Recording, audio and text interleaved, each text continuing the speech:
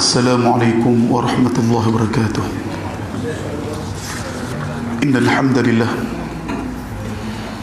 نحمده ونستعينه ونستغفره ونعوذ بالله من شرور أنفسنا وسيئات أعمالنا. من يهده الله فلا مضل له ومن يضلل فلا هادي له. أشهد أن لا إله إلا الله وحده لا شريك له وأشهد أن محمدا عبده ورسوله. قال الله تعالى في القرآن الكريم بعد أعوذ بالله من الشيطان الرجيم: يا أيها الذين آمنوا اتقوا الله حق تقاته ولا تموتن إلا وأنتم مسلمون.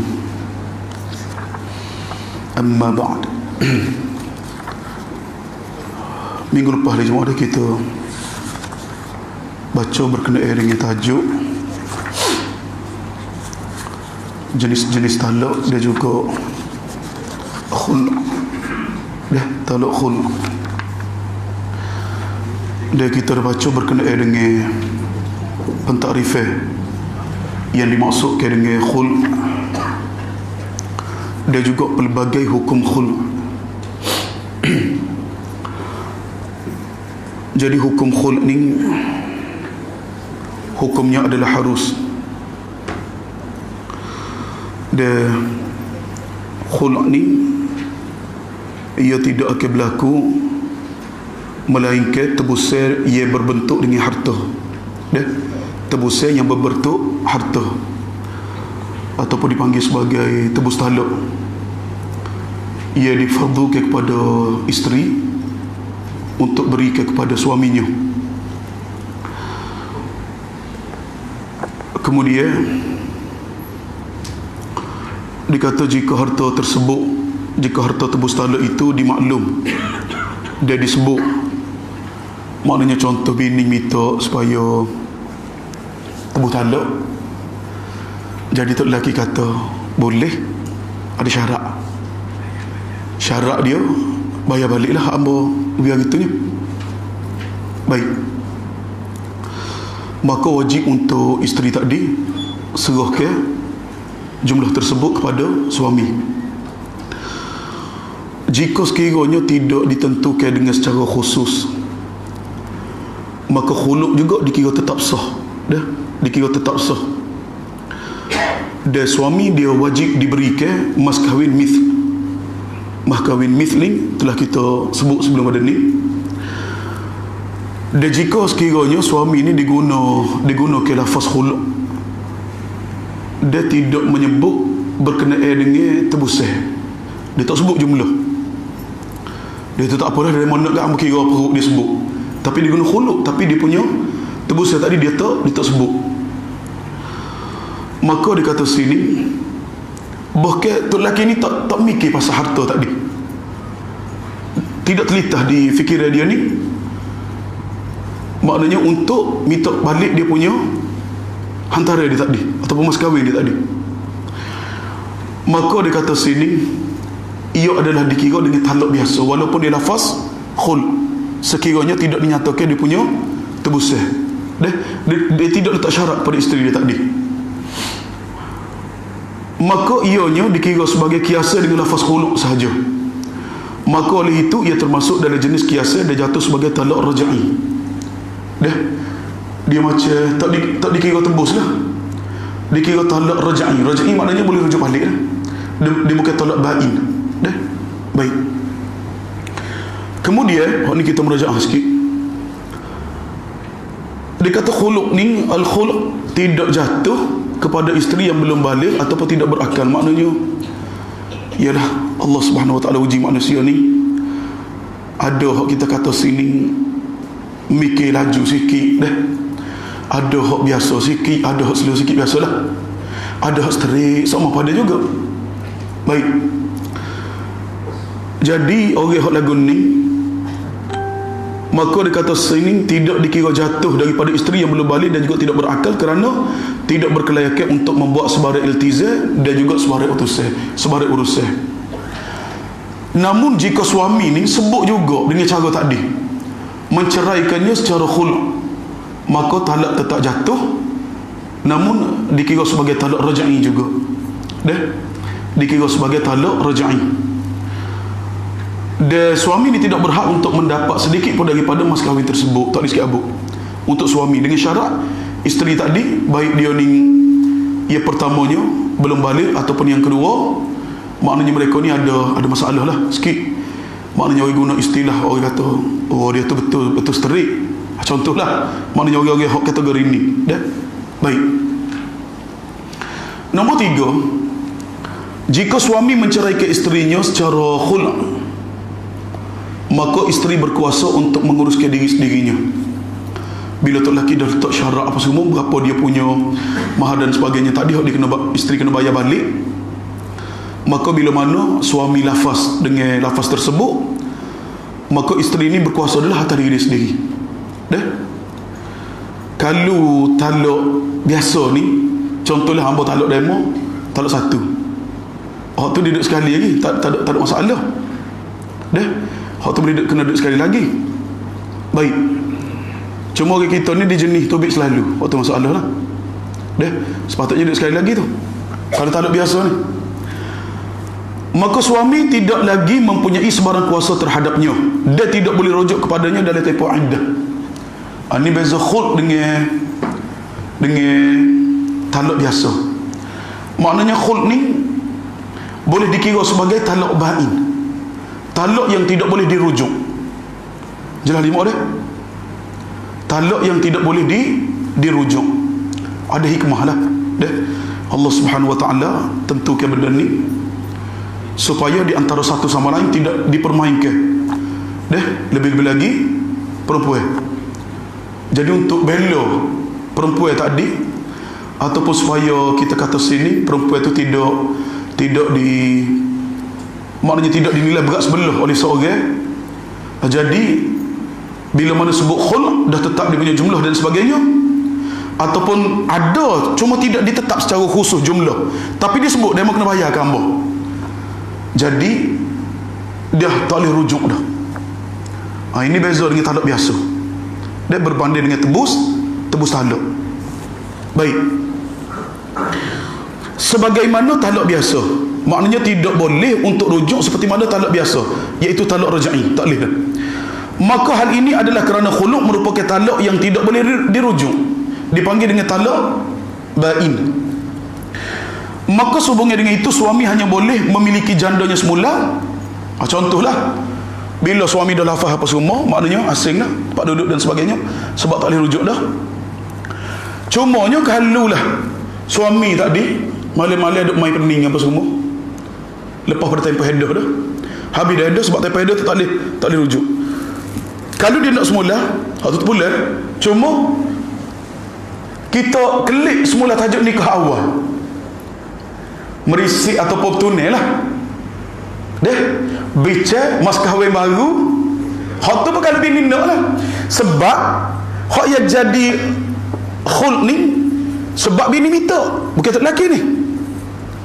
Jadi kalau bini kata on lah, cuma pun nikah baru balik lah, nikah baru balik. Baik, maka dikata sini suami hanya boleh memiliki jandanya semula dengan akad nikah dan mas kahwin yang baru, dia terpulanglah kepada kemahuan jandanya itu, sebab masalah yang timbul daripada isteri dia, bukan suami. Baik. Kemudian di Jum'ah zihar ilah, hak ni nanti dia kata ke depan sikit lagi. Dan talak yang dijatuhkan oleh bekas suami tidak berkesan kepada isteri yang diceraikan secara khulu', iaitu sepanjang dia punya tempoh iddahnya. Hal ini adalah kerana khulu' menjadikan isteri orang asing bagi suami. Kalau talak biasa ni, talak hak biasalah, hak orang duk lafaz hamba, talak hamba cerai demo, talak satu, maknanya hak tu dia kena duduk sekali lagi sehinggalah habis dia punya tempoh iddah, sehinggalah habis dia punya tempoh iddah. Tapi hak ni memang dah moga tak boleh, tak ada nak klik semula dah. Jadi isteri ni adalah orang yang asing bagi suami, maknanya tidak memberi kesan dah. Maka keadaan ini berbeza dengan talak biasa yang boleh dirujuk. iaitu suami masih boleh menceraikan isterinya dengan talak yang kedua atau menziharkannya dalam tempoh iddah dan mendatangkan kesal terhadap isteri tersebut. Baik. Dan yang terakhir, yang kelimanya, suami boleh menceraikan isteri secara khul' sama ada ketika mana haid ataupun ketika mana suci yang telah disetubuhi. Kalau kita ngaji minggu lepas mana? Talak bid'i. Apa hukumnya? Haram. Menceraikan isteri ketika mana baik dalam haid ataupun nifas ataupun baru lepas tubuh. Maknanya dalam tempoh persetubuhan yang tidak jarak. Maka itu dipanggil talak bid'i. Bid'i hukumnya adalah haram. Tetapi talak itu tetap dikira jatuh. Namun sunnahnya untuk rujuk semula. Berdasarkan hadis daripada Abdullah ibn Umar radhiyallahu anhu. Baik. Kemudian sama ada ketika mana haid atau ketika suci yang telah disetubuhi.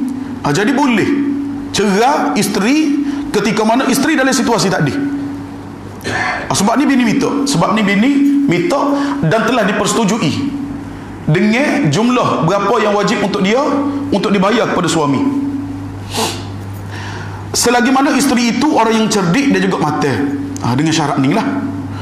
Maka hal ini adalah kerana penceraian secara khul' tidak menimbulkan kemudaratan kepada isteri disebabkan ia berlaku atas kehendak dirinya sendiri. Berbeza dengan talak bid'i ini. Ini atas kehendak suami. Kerana al-khul' atas kehendak isteri. Jadi apa situasi sekalipun tidak memberi kesal kepada isteri tadi. Berbanding penceraian biasa dengan kemahuan suami yang akan menimbulkan kemudaratan kepada isterinya. Baik. Jadi kalau talak bid'i ini maknanya dia punya tempoh iddah dia lagi panjang daripada biasa. Baik. Ini tajuk kita malam ni hari Jumaat. Bilangnya talak yang dimiliki oleh suami. Pada asalnya talak adalah hak suami. Hal ini berdasarkan firman Allah Subhanahu wa taala, "Aw ya'fu alladhi biyadihi 'uqdatun nikah." Kecuali jika isteri-isterimu itu memaafkan atau dimaafkan oleh orang-orang yang memegang ikatan nikah. Surah Al-Baqarah ayat 237. Maksud pihak yang memegang ikatan nikah ni ialah suami. Hak pegang ikatan nikah ni suamilah. Walau bagaimanapun isteri juga berhak atas penceraian tersebut dalam keadaan-keadaan yang tertentu. Walaupun pada asalnya hak talak ni adalah hak mutlak suami, tetapi ada ketikanya isteri juga berhak ke atas penceraian. Mengikut kepada sebab-sebab yang tertentu. Yang pertama, suami memudaratkannya. Maknanya tok lelaki hak dera bini hak flying kick, hak saya ni masa saya ya. Masa pada boleh tahulah. Piring terbang dan sebagainya.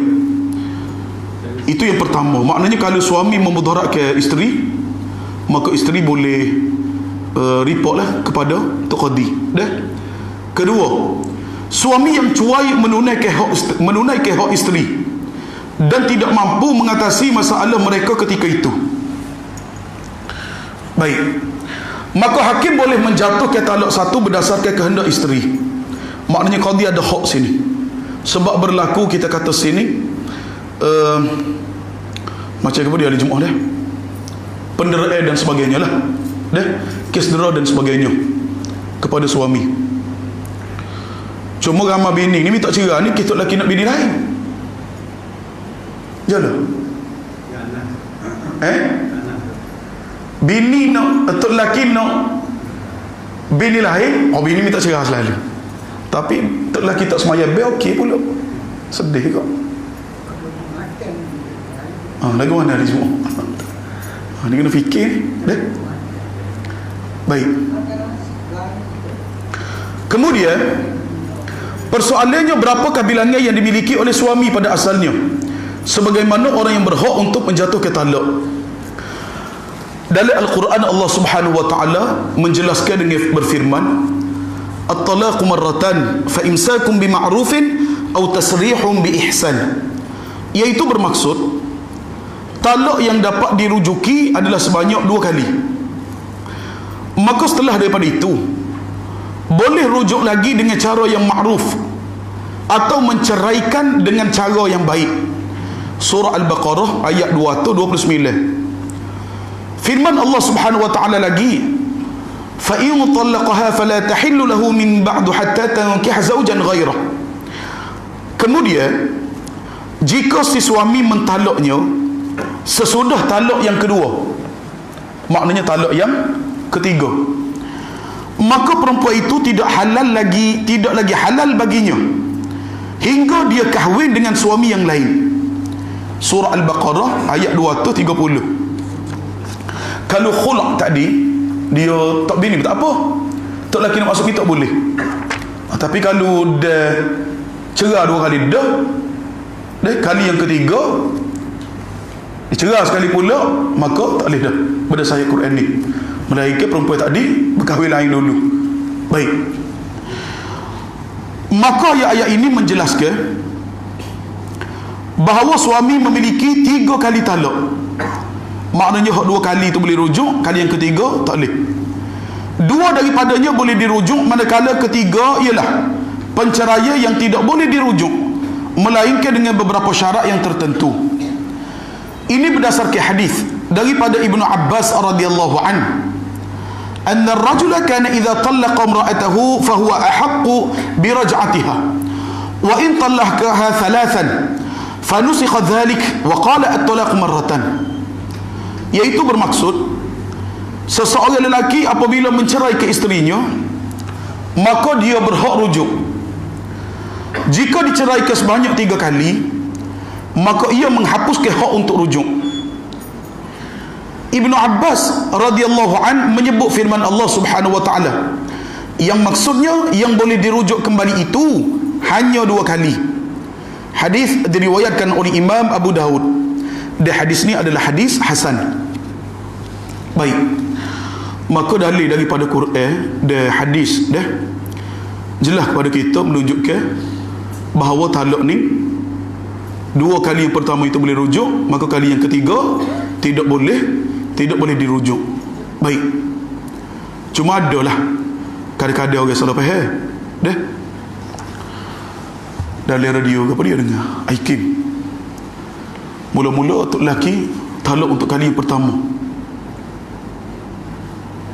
tok lakinya baik dah, tok lakinya baik bergaluh, tapi perempuan ni dia backing sikit, backing dia. Jadi lagu mana tok lelaki pun perlu lafaz talak sah. Lepas tu rujuk semula. Bila rujuk tak lama lepas tu selai berapa bulan, lepas sekali pula. Cuma dia kata ambo cerita demo talak 2. Ada sebut lagi tu. Iyalah moga dulu kali yang pertama, hak ni kali yang kedua. Tak lagi pahal lagu tu. Hak tino ni dia pahal lagu mana? Oh, dia kata hak ni 2, hak tu sah, 3 dah lah. Ni berlaku ni. Hak tino pahal lagu tu. Jadi suami ni terai balik, jelas balik. Dia kata dak, sebab dulu yang pertama jadi hak ni kali kedua lah. Bukannya ni ambo hak ni 2 kali talak, dak. Sekali je. Cuma ni kali yang kedua. Akhir sekali jumpa tak tadi, lafaz mula. Dah, hak ni adalah ambo cerah kali yang kedua. Maknanya ada sekali lagi. Baik, ada payah lagi tu. Baik, kira 2 lah. Dah, waktu kira 2 jelas lah waktu tu. Kemudian sehubungan itu ulama sepakat mengatakan bahawa suami memiliki 3 kali, dan yang ketiga merupakan yang tidak boleh dirujuk, itu dipanggil dengan bain, melainkan dengan syarat-syarat yang tertentu. Ni nanti ke depan sikit lagi dia akan perjelas satu persatu. Kemudian li Jumaah bab syarat sah dan juga jatuhnya talak. untuk membolehkan sesuatu taluk itu berlaku, suami mestilah mempunyai syarat seperti yang dinyatakan di bawah. Yang pertama, akad nikah yang sah. Seseorang tidak jatuh kepada perempuan yang tidak dikahwini atau perempuan yang akan dikahwini, sama ada lafaz itu secara langsung dipanggil tanjiz, seperti kamu diceraikan, atau tidak secara langsungnya dengan ta'liq, maknanya diikat dengan suatu keadaan. Lafaz dengan lafaz gantung kepada keadaan. Seperti jika aku mengahwinimu, maka kamu diceraikan. Baik, maka sini kalau dia sebut lagu ning ni, maka disebut sini sebab dikata sini seseorang tidak jatuh kepada perempuan yang tidak dikahwininya. Jadi sini syarat yang pertamanya adalah akad nikah yang sah. Dia telah berlaku akad nikah. Maka hal ini berdasarkan firman Allah Subhanahu wa taala, ya ayyuhalladzina amanu idza nakahtumul mu'minati thumma talaqtumuhunna min qabli an tamassuhunna fama lakum 'alayhinna min 'iddatin ta'taddunaha. Yaitu bermaksud, wahai orang-orang yang beriman, apabila kamu menikahi perempuan-perempuan yang beriman, kemudian kamu ceraikan mereka sebelum kamu mencampurinya, maka sekali-kali tidak wajib atas mereka iddah bagimu yang kamu minta untuk menyempurnakannya. Surah Al-Ahzab ayat 49. Maknanya, yang pertama nak cerita sini, menikah-menikah lepas tu bercerah, tak ada bersama lah. Maknanya laki bini tadi tak ada bersama lagi. Baik, jadi dia tidak wajib ke atas perempuan tadi yang pertamanya iddah, maka tidak ada iddah bagi mereka. Bagi siapa dia? Bagi perempuan yang diceraikan sebelum daripada suami menyetubuhinya. Si hari ni nikah, malam tu tak ada bersama lagi, ataupun nikah lepas tu mari, hak tino mari, jadi tak ada nak bersama. 2 minggu lepas pada tu dah ada suci, dia pelafaz, tapi tidak setuh lagi, maknanya tidak disetubuhi lagi. Baik, jadi sini tidak wajib bagi perempuan tadi untuk beriddah. Maka dalam ayat ini Allah Subhanahu wa taala mengaitkan natijah talak dan hukumnya dengan sabitnya perkahwinan terlebih dahulu. Jadi kalau dia sebut tadi, dia kata hamba kalau menikah dengan hamba bercerah, dia nikah tak lagi, maka itu tidak dikira. Baik, begitu juga hadis Rasulullah sallallahu alaihi wasallam bersabda, la talaqa qabla nikahin. Nabi kata tidak sah talak sebelum pada nikah. Macam disebut tadi lah, hak ni di antara hak gantung dah. Kalau hamba menikah dengan hamba, maka dia cerah, sedangkan tak menikah lagi, jadi tidak dikira. Dan hadis yang lain, Abdullah bin Amr radhiyallahu an, hadis tadi riwayat Al-Hakim dan beliau mensahihkannya. Hadis yang seterusnya, Abdullah bin Amr radhiyallahu an meriwayatkan bahawa Rasulullah sallallahu alaihi wasallam bersabda, la nadhra li bani Adam fima la yamliku wala itqalah, fima la yamliku wala talaqalah, fima la yamlik. Iaitu bermaksud, Nabi kata tiada ataupun tidak ada nazar bagi seseorang bagi perkara yang tidak dimilikinya. Dia tidak miliki, dia nak nazar. Jadi Nabi sebut sini, maka tidak ada nazar bagi seseorang.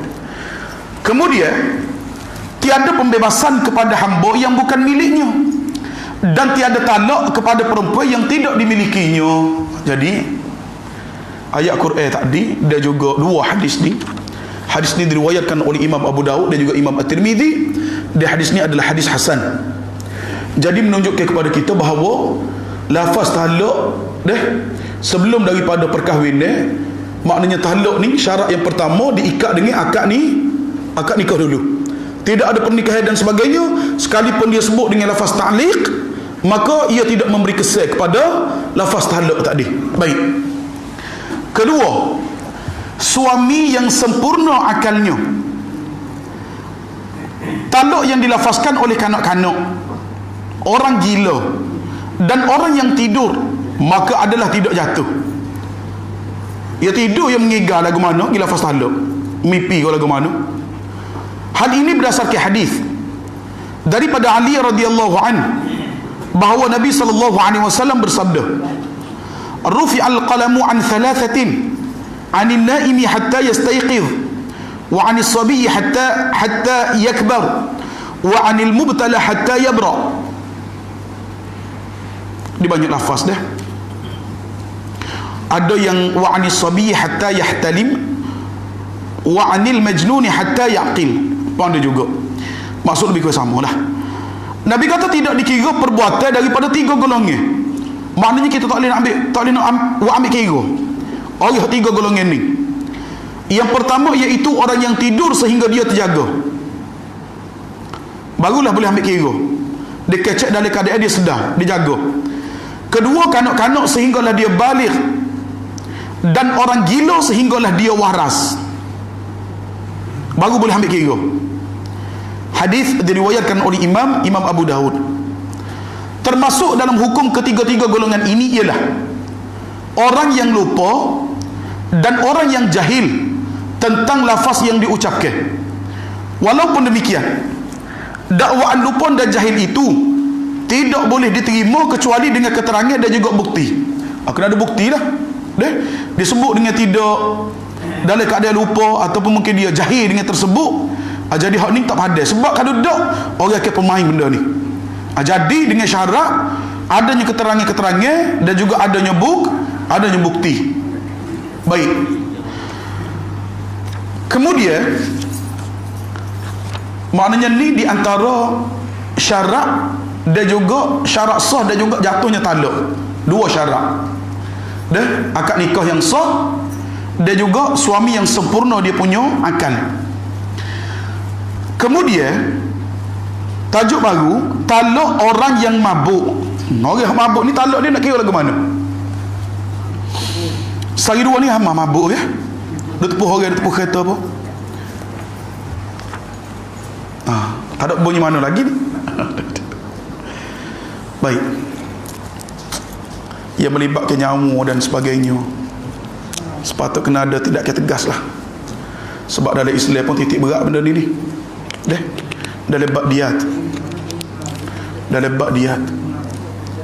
Jadi sepatutnya kena ada satu keputusan lah. Kena ambil kira belakang. Orang yang mabuk kerana ubat yang terpaksa digunakan atau dipaksa minum sesuatu yang memabukkan dengan ugutan. Gapa dia sekali mabuk sebab ubat ni lali sekali. Biasanya obat batuk hak batuk sungguh lah. Kalau tak batuknya togok juga, tertanggung sendiri. Kalau kita ni batuk, doktor kata makan obat ni lah, obat ni molek, cuma kesal dia ngatuk. Biasa ada doktor dia tulis di slip obat tu, di apa dia, di nepek obat tu. Maknanya obat ni kalau boleh jangan makan lah ketika mana mengendalikan mesin ataupun memandu.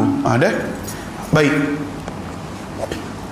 Maknanya contohlah dia batuk ataupun kemudian dia makan obat tu, dia tak rasa lagu mana, lali, ataupun dipaksa minum sesuatu yang memabukkan dengan ugu.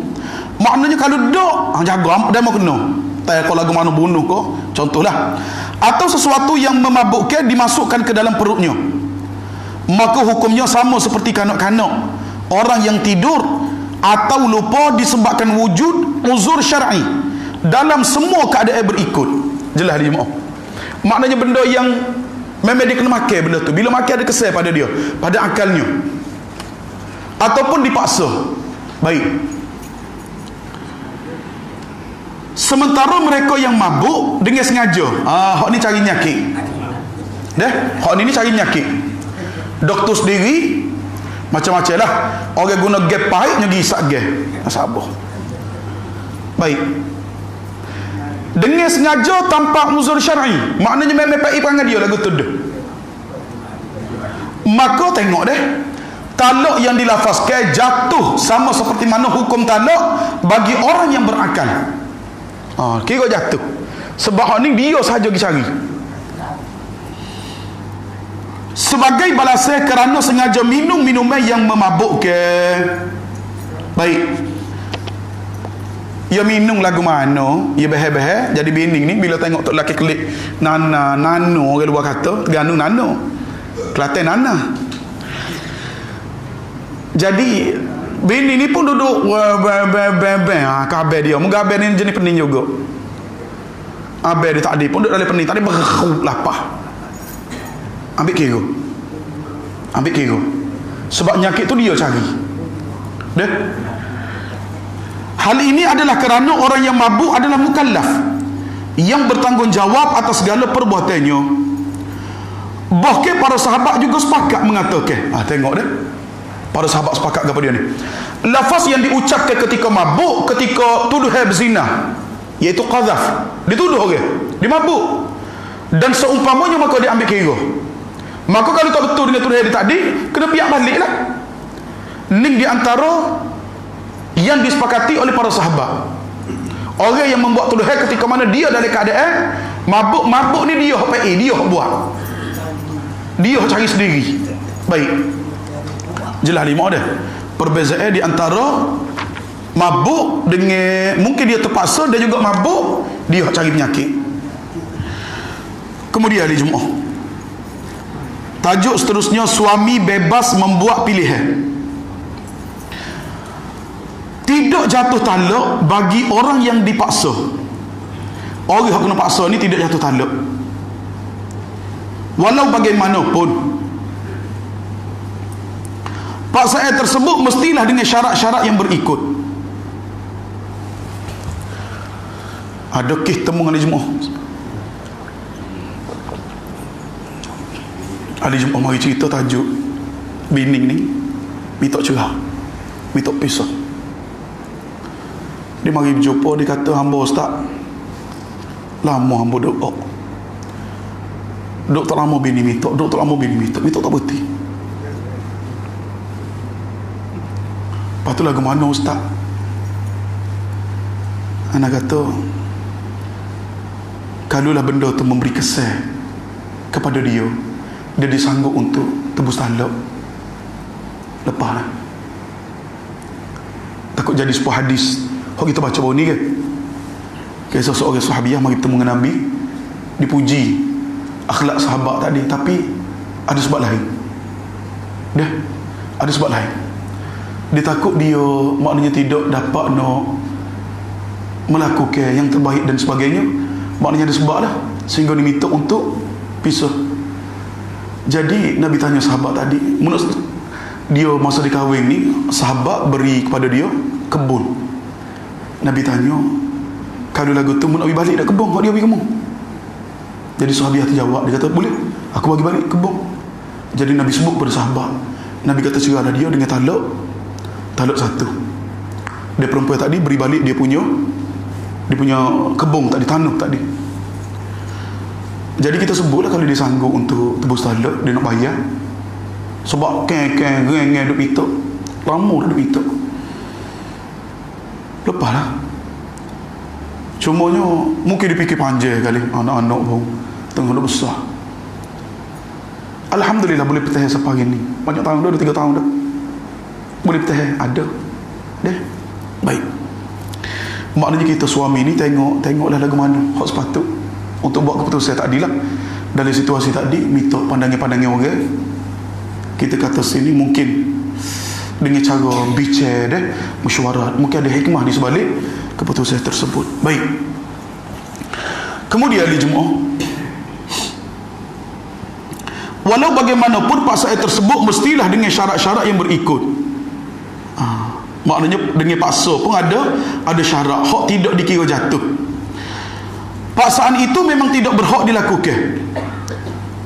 Jika sebaliknya, seperti suami yang memudaratkan isterinya dan hakim memaksanya menjatuhkan talak, maka talak tersebut dikira jatuh. Itu yang pertama. Maknanya pada asalnya paksaan ini tak boleh. Tapi kalau dah suami ni dia buat nyanyi ke bini, ataupun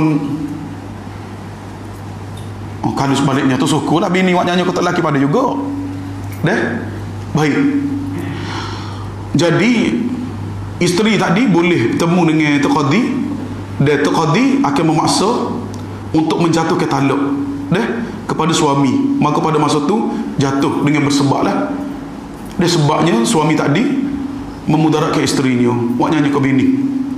Yang kedua, paksaan itu dengan ugutan secara langsung kepada suami yang boleh membawa kemudaratan yang serius. Contohnya, ancaman bunuh, memotong anggota badan, atau pukulan yang menyakitkan. Bagi orang yang terhormat dan berkedudukan, pukulan dan seksaan yang sedikit juga maka dianggap mendatangkan bahaya secara langsung kepada mereka ataupun kepadanya. Jadi ini di antara yang tidak jatuh. Yang ketiga, maknanya pasal itu siapa setahun ni lah. Dia siapa setahun ni. Yang ketiga, sebab tu bila ada hak bini mitok tok lelaki, supaya cerita kepada dia, bujang lapuk. Dok. Mana nak tidur malam, ceraikan aku. Mana? Baik. Jadi sebenarnya tok lelaki ni kadang-kadang yalah berasa juga tercabar dan sebagainya. Cumanya kalau kita tak selepas kan, khul' tu ada. Dah. Khul' tadi ada. Maknanya boleh. Dia mau nak minta telajak katakan ni. Bayar. Minta bayar. Tapi kesal dia tak boleh rujuk pernikahan. Maknanya sini kena buat supaya mula-mula baru nak menikah semula. Dah. Ada. Guna hak tu lah. Ada. Kalau minta pandangnya orang-orang lama, lah lama lagi ya. Ahli jemaah dah. Baik. Kita pun lagu tu juga dah mikirnya, cuma maknanya ni di antara hukum lah, kita kata sini perbahasan-perbahasan yang ada dalam hukum. Dah? Baik. Kemudian orang yang memaksa itu mampu melaksanakan ugutan tersebut. Kadang-kadang nyanyi juga di Jumaat kalau kita tengok orang hok macam contohlah suami hok agak sterik sikit.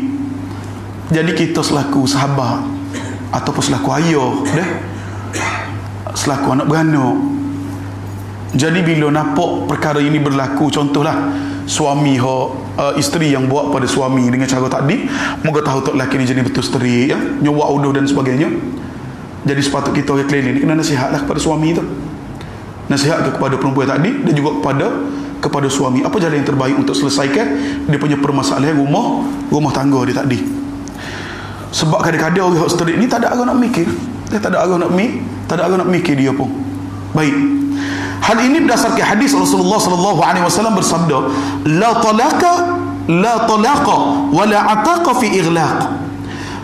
Iaitu bermaksud Nabi kata tidak jatuh talak dan juga pemerdekaan hamba, iaitu dengan secara paksaan. Hadis ni adalah hadis yang diriwayatkan oleh Imam Ibnu Majah. Begitu juga hadis Rasulullah sallallahu alaihi wasallam bersabda,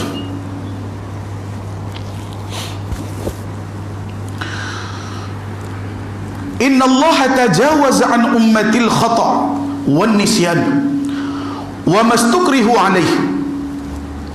Sesungguhnya Allah subhanahu wa ta'ala tidak akan menghukum umatku akan perbuatan yang tidak sengaja. Baik. Dia benda ia tidak sengaja ni Allah subhanahu wa ta'ala tidak akan ambil kira dah. Tidak akan ambil kira. Baik. Kemudian terlupa ataupun terpaksa. Hadis ni adalah hadis diriwayatkan oleh Imam Ibnu Majah. Itu yang ketiga ni semua. Ia keempatnya, suami yang dipaksa tidak melakukan perkara yang lebih daripada yang dituntut. Jika dia dipaksa menceraikan isterinya dengan talak satu, atau dipaksa menceraikannya tanpa ditentukan bilangnya, suaminya pula menceraikannya dengan talak 2 ataupun 3. Orang suruh, orang paksa dengan cerai talak 1, ia 3 selalu. nak pelegor kalau ke mana tak tahulah. Maka talaknya dikira jatuh, maknanya sengaja lah. Maka talaknya dikira jatuh. Baik, untuk seterusnya di Jumaat, talak secara bergora atau main. Talak dengan cara bergora ataupun dengan cara main. Nyok bergora boleh. Berdasarkan syarat-syarat jatuh talak bagi orang yang dipaksa, maka talak yang dilafazkan secara bergora, dia bermain-main, maka adalah jatuh sekiranya orang itu cerdik, berakal, balik, dan dengan pilihannya sendiri. Perbuatannya bermain-main dan bergurau-gurau dengan lafaz talak bukan merupakan halangan untuk menidak jatuhnya talak. Sebab dalam bab nikah kahwin ni memang hak main pun jadi sungguh, hak sungguh pun jadi sungguh sama telah. Jadi tak lewat bergurau, dia tak lewat bergurau. Banyak lagi benda lain boleh bergurau sebenarnya, tapi tak ada nak bergurau bab ni. Deh, macam orang kita lah dalam bab apa dia? Bab latah. Dok, padahal latah kadang-kadang kita duduk tu ada kereta depan, ada motor, tapi yang dilafaz bagi hak tak ada depan. Sengaja pergi cari. Baik, jadi tidak sepatutnya lah. Tidak sepatutnya nikah kahwin ni bagi wak gora. Kemudian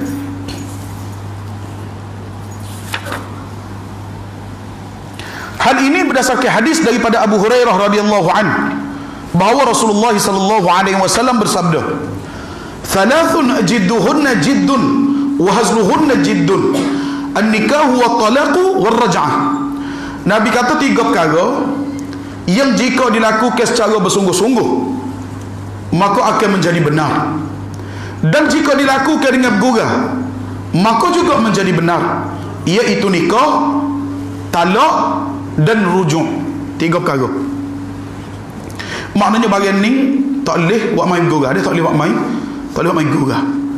Hadis ini diriwayatkan oleh Imam At-Tirmidzi, Abu Daud, Ibnu Majah, Al-Hakim, dan Al-Hakim mensahihkan hadis tersebut, dan juga oleh Ibnu Adi.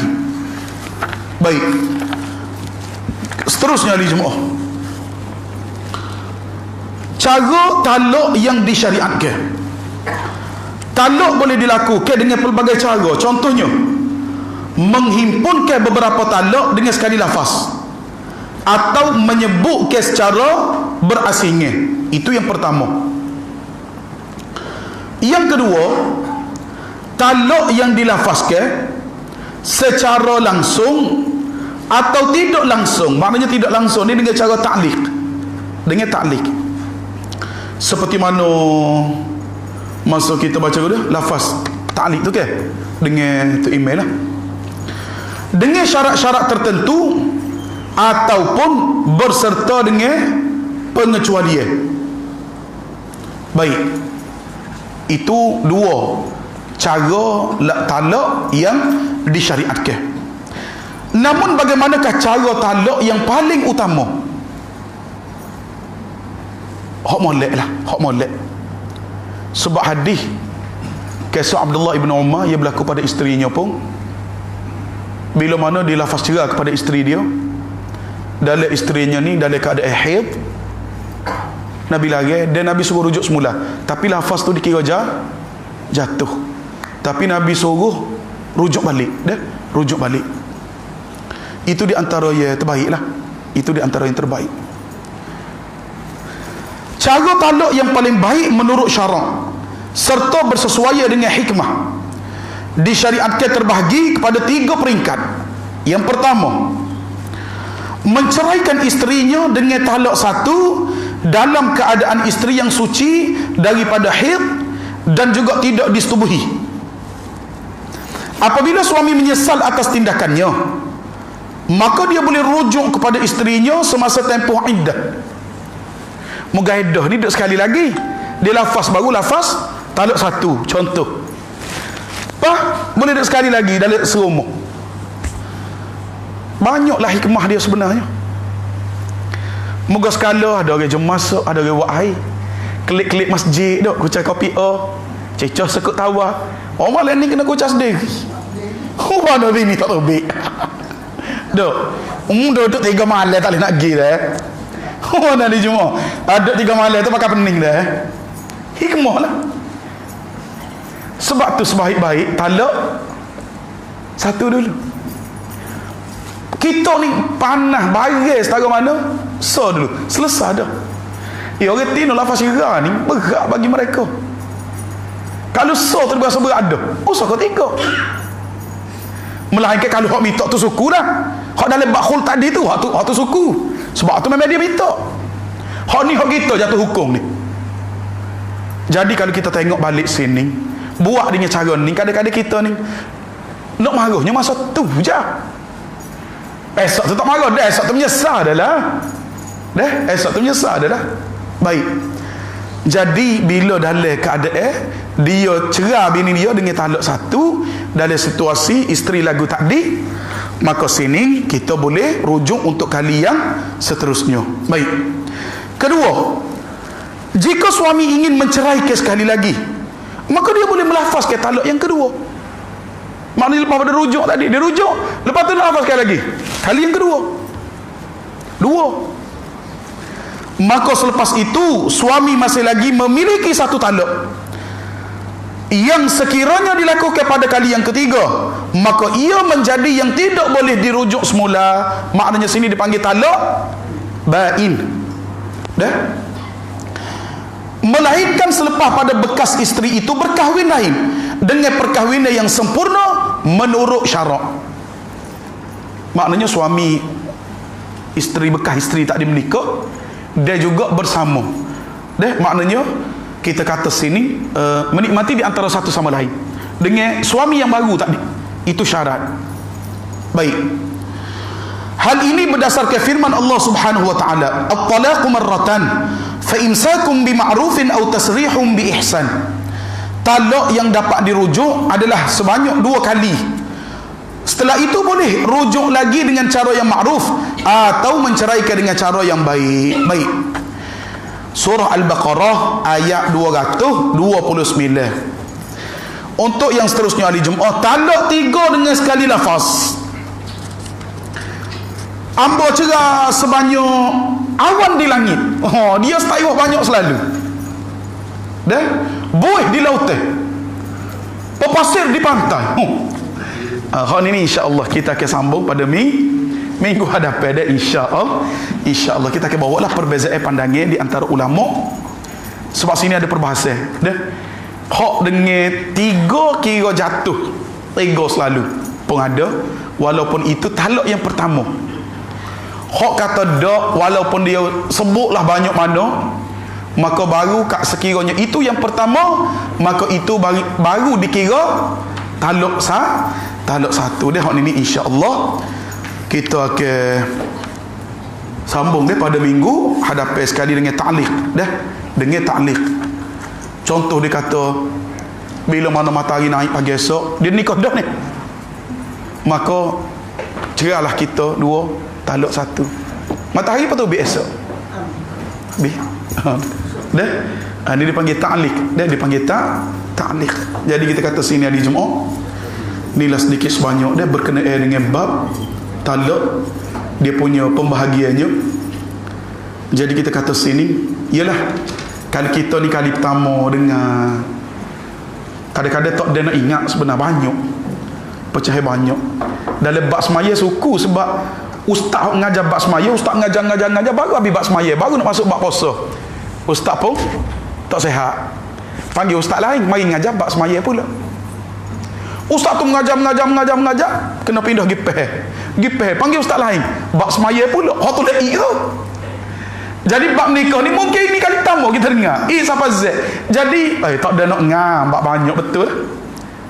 Cuma kalau benda ni kita duk saja belek semula. Mula kita ngaji dah. Baca balik kita kepehel lah. Dah.